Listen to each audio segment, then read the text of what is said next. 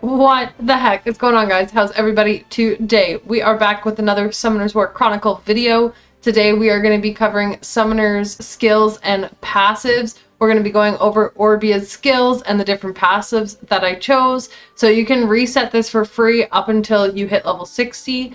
After that, it's going to cost you 100k gold to switch up your skills. So make sure you definitely check this out before you reach level 60 so that you can reset it for free. So with that being said, let's get into it. So we're going to go to skills here in the main menu. So this is the spot that you're going to be able to see what all your skills do for each different attribute. So every attribute kind of has different skills. So you can kind of read through these on your own. A quick summary for Orbia is every single first skill that she has, no matter what attribute, is going to hit 3 times. And every single third skill that she has, no matter which attribute, is going to hit 4 times. As well as the second skill for most of them hitting multiple times as well. So this is something very important to note before we get into the passives and skills and such for her. So if we hit enhanced skills here, we get this tree that comes up. With this tree, we can see her active skills. So that's the skills that she actually uses. And then we see utility, passive, and attribute research. For the purposes of this video and the purposes of early game, I wouldn't focus any of your energy on the attribute research. I would wait till later for that. So the first thing we're going to look at here is utility. So the very first skill here is recharge evade skill up to 1 time. So what it's saying currently is I have 1 dash. So if I max this, it goes up to 3. So I think that this is very important to go into, especially with that being said, this skill here charges invasion skill time. So if I were to max it, it goes down to 10 seconds per charge instead of 15 it's at, or yeah, 15 it's at right now. So because I chose to go into this one here, I don't really find this one to be necessary. So I wouldn't waste any of your skill points on it right now, because it already default charges at 15 seconds, which I think is good enough with the 3. And then the next skill here is very, very, very important. So this is your mana charge up. So right now, if you were to not have this plussed up at all, you only get 7 mana. This one's very, very important to max so that you have 10 mana. If you don't max this one and you're at 8, like that's not good. That's not good. And then this one here as well charges mana every 4.5 seconds. So default is 5 seconds. So without buying it, it charges every 5 seconds. But I think this one also is very important to max. So at max, it charges every 3 seconds. So it goes from 5 seconds to 3 seconds. That's super important as well. And then this one is a little bit of a gamble. So it'll just like randomly jump your ultimate gauge 20%, but it only has like a 15% chance to proc. But we can see that when we max it, it goes up to 40% chance to proc. So I really think that's a good one to go into.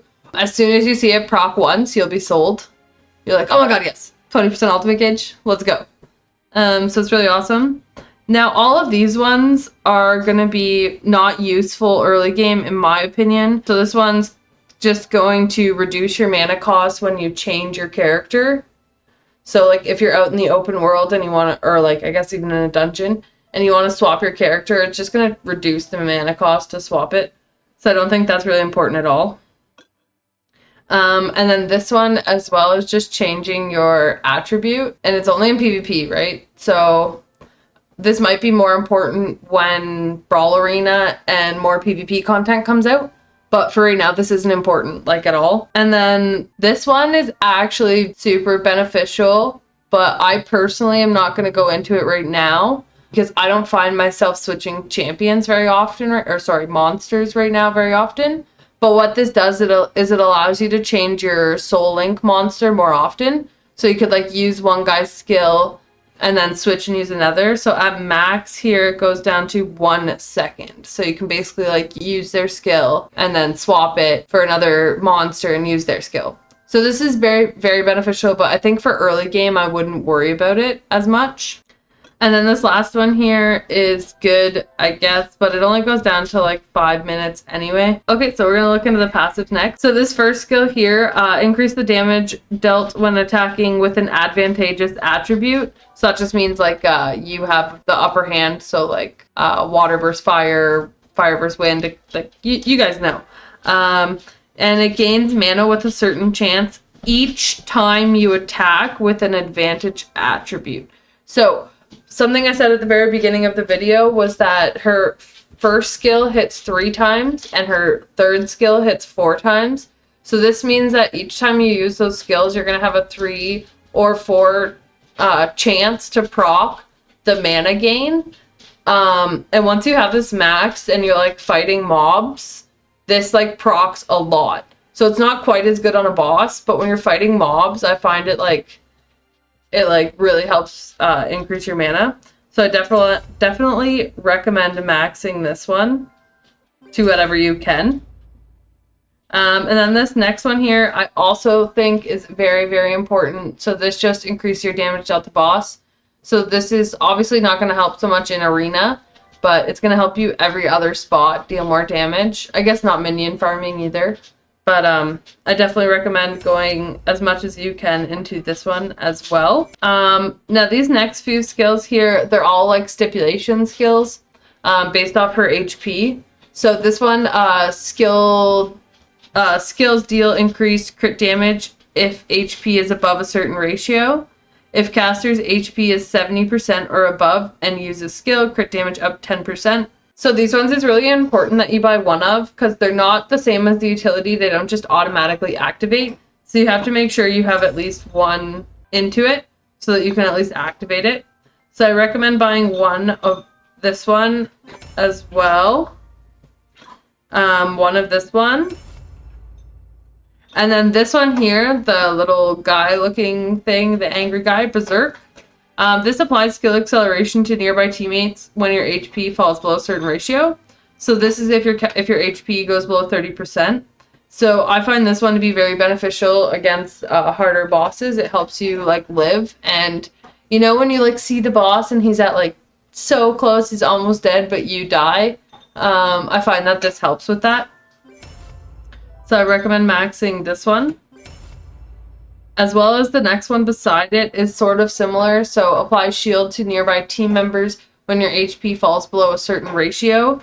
So this gives it to your monsters and you. So to your monsters, when they fall below 30% HP, they're going to get 25% of its max HP as a shield for 7 seconds. And to the caster who's below 30% HP, it's going to get, so like you're going to get 30% of your max HP as a shield for 7 seconds. So this one's very, very beneficial to survivability as well and help you in that last little bit against bosses. So I recommend maxing that one. This one here I don't find to be very useful for right now. So again, you're just going to buy it once just to activate it, and you're going to leave it at level 1. And this last one here is probably her best, if not second best one on this tree, maybe next to this one. But it applies Death Down, so it's defense break, with a certain chance when your attack critically hits. When critical hit occurs, 5% rate of Death Down for 10 seconds. So this does seem like low odds, but I guess I'll max it for you guys so you can see so it's not that great, but she does hit multiple times with all of her skills. So that's going to really help you proc this more often, and it is just kind of like a free defense break as a passive. So I think it's really, really important that you max this one out as well to increase your odds of landing that Death Down. So I think, in my opinion, you want to leave this as it is for now, and then we want to focus on actually putting into the active skills. So if we click the active skills, we can enhance these as well. So this is going to put up all the percentages of attack and whatever else she might do. Like, might not always be attack, depending on the skill. So I'm hoping I can take each of these to level 6, and then my basic attack to 4. And then we're going to see where we're at from there. But these are really, really important to level up, just like you would skill up your mons. But yeah, so I'm a little light. unfortunately, but you guys see the concept. That's the main things you want to go into for your skill tree anyway. And then you want to take the remainder points into your active skills. I think until they're maxed, right? Probably. Like, you might see what you need, but I think you kind of want to max these as soon as you can. Your skills, for sure. Let's see what more I can get here. How much do I have? I have 54 left. So, yeah, level 6. I'm going to be able to do it almost. Let's see, take this to level 4. Oof, yeah. So I'm like pretty much out there now. So I'm going to hold on to mine for now, and I'm going to be trying to take this up to level 6 next. And then I will reevaluate. Perhaps we'll post. You're going to get that one up to 9 over there. Because when you hit level 60, that opens up. So you're going to need 10 for that one. Yeah. So. Yeah, you want to be saving a little bit for when you reach the next level and you unlock more of these. Yeah. So definitely early game guide. Obviously, if you had more, you would max out more. So hopefully you guys are able to get a highlight of what passives are good and work well with Orbia. And if maybe you don't agree with my opinion, feel free to comment down below on what you like. And hopefully, if anything, you were able to learn how to read through her skills and read through her passives and make decisions for yourself as well. So as always, be sure to like, comment, and subscribe. Please let us know what you think down below. We appreciate you guys as always, and we will see you guys in the next one.